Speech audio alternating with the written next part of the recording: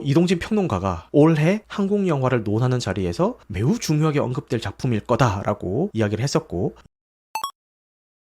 8월의 크리스마스 그리고 봄날은 간다와 같은 걸출한 한국 멜로 영화를 탄생시킨 허진호 감독의 신작 보통의 가족의 시사회에 다녀왔습니다. 결론부터 말씀드리자면은 상영 시간 내내 몰입해서 긴장감 있게 감상을 했고요. 생각해보면은 멜로나 스릴러나 사람의 상황과 감정을 다룬다는 면에서는 맞닿아 있는 장르가 아닌가 그런 생각도 드네요. 그래서 지금부터 어떤 점이 좋았고 어떤 점이 아쉬웠는지 스포일러를 제외하고 말씀드리도록 하겠습니다. 스토리부터 말씀을 드리자면은 완벽해 보이는 두 쌍의 부부가 나옵니다. 남편끼리는 형제 사이고요. 설경구 배우가 연기하는 형인 양재환은 돈을 위해서라면은 살인자의 변호도 서슴지 않고 맡는 변호사입니다. 감정적이라기보다는 합리적이고 좀 이성적인 성격으로 보이고요. 사별한 아내 사이에서 낳은 딸인 고3 혜윤이 있죠. 그리고 수연 배우가 연기하는 지수와 이제 재혼을 했는데 그 사이에서 이제 늦둥이를 출산한 그런 상황에 있습니다.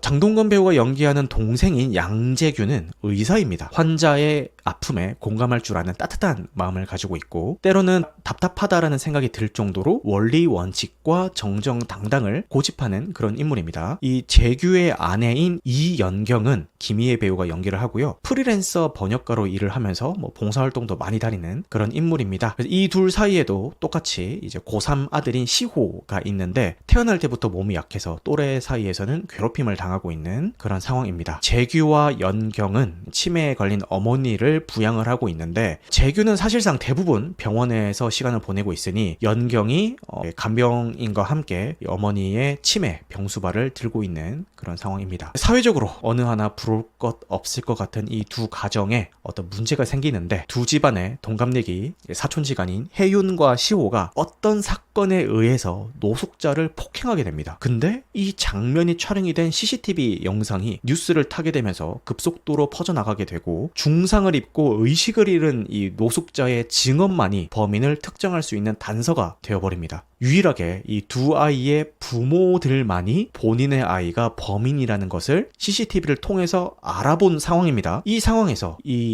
두 가정은 어떤 선택을 하게 될까요? 영화 보통의 가족입니다. 가장 좋았던 거는 저는 블랙 코미디적인 요소였던 것 같습니다. 대략적인 스토리만 들어봤을 때 뭔가 상당히 무겁고 진지하고 그런 분위기일 것 같잖아요. 무겁고 진지한 그런 주제에 대한 메시지를 던지는 건 맞는데, 이런 분위기를 마냥 극 중에서는 무겁게 끌어가는 게 아니라 중간중간에 툭툭 던지는 잽 같은, 이거 웃으면 안 될 것 같은데 피식하게 만드는 그런 상황을 통해서 분위기 환기를 시켜주는 게 있어요. 이 두 쌍의 부부가 식사하는 자리에서 가장 도드라지는데, 이 오가는 대화 속에서 아슬아슬하게 줄타는 그 묘한 그 신경전을 보는 관객들은 긴장감과 함께 웃음이 터지는 어떤 신기한 경험을 하시게 될 겁니다. 영화의 포인트 중에 하나가 이 김희애 배우가 연기하는 이 연경과 수연 배우가 연기하는 지수의 기싸움이거든요. 기싸움의 설득력을 더하기 위해서 메이크업과 코디를 이 김희애 배우가 연기하는 연경은 더 수더분하게 하는 느낌이 있고, 김희애 배우가 피부 좋기로 유명한 배우인데 되게 푸석푸석한 피부톤으로 메이크업이 되어 있습니다. 그리고 그와 대비되는 지수는 굉장히 세련되게 코디와 메이크업이 되어 있어요. 이런 그 시각적인 대비를 통해서 어떤 기싸움이 벌어지는지도 이제 관람 포인트로 삼으셨으면 좋겠습니다. 제가 이 작품을 가장 높게 평가하는 이유 중에 하나는 관객들도 고민하게 만들어준다라는 점입니다. 내가 저 상황이면은 어떻게 할까라는 질문을 보는 내내 관객이 스스로 하게 만들어줍니다. 이 합리적이고 이성적인 재환, 그리고 상류사회에 뒤늦게 들어오면서 아직은 적응 중인 지수, 원리원칙주의자인 재규, 부모가 자식을 안 믿으면 누가 믿어주냐고 외치는 연경, 서로 다른 신념과 정의를 가진 이 네 인물을 통해서 관객도 함께 고민을 하게 만들어주는 거죠. 이 인물의 이야기를 들으면은 이 인물의 이야기가 맞는 것 같고, 저 인물의 이야기를 들으면은 저 인물의 이야기가 맞는 것 같고, 그래서 나는 과연 어떻게 할까 그런 생각을 하게 됩니다. 이 인물들 중에서는 누군가는 가족을 위해서 본인이 평생 고수해 오던 신념과 정의를 바꾸기도 하고요. 누군가는 끝까지 지키는 모습을 보여주면서 관객 여러분들은 이런 상황 속에서도 본인의 신념을 과연 지킬 수 있겠습니까? 라는 그 질문을 던지고 있는 것 같았습니다. 자신의 신념을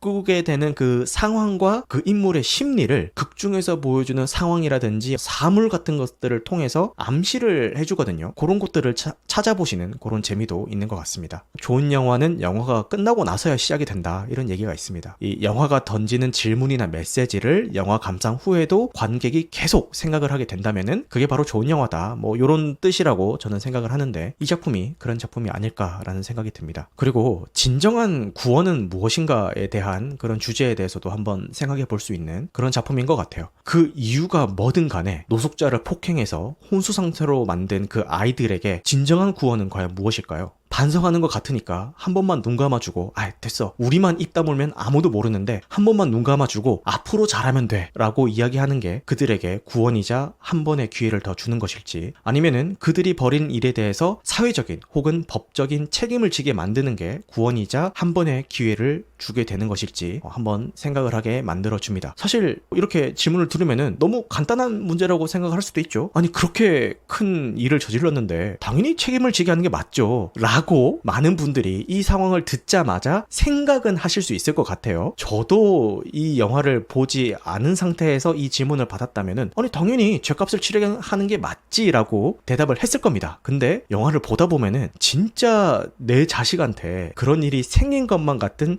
착각이 들게끔 이 극중에 몰입을 하게 만들어주거든요. 그러면은 과연 내 앞에서 내 자식이 눈물을 흘리면서 나 지금 반성하고 있고 앞으로 진짜 열심히 살 거다라고 이야기를 하고 있는 내 자식을 내가 이 아이를 경찰서로 데려가서 자수시키면서 죗값을 치르게 할 수 있을 것인가? 현실에서 이런 일이 일어났다고 생각을 하면은 이 결정이 쉽지가 않습니다. 그리고 이거는 보면서 이건 좀 신선하다라고 느꼈던 점인데, 이 부감샷에 대한 활용을 굉장히 잘 하더라고요. 공중에서 이제 아래로 내려다보는 듯한 그런 시점으로 촬영을 하는 건데, 마치 이게 이 사건의 중요한 키가 됐던 이 CCTV의 시점으로 이 인물들을 바라보고 있는 그런 느낌도 들고, 한편으로는 하늘에서 내려다보고 있다라는 그런 느낌이 들더라고요. 하늘이 부끄럽지도 않냐, 하늘이 다 보고 있어, 이런 말을 촬영 구도를 통해서 시각화한 듯한 그런 느낌을 주는 것 같았습니다. 음악이 굉장히 좋습니다. 음악을 잘 썼어요. 제가 설명했던 이야기만 들어보면은 그냥 뭐 드라마적인 작품 같아서 굳이 이거를 극장에 가서 큰 스크린으로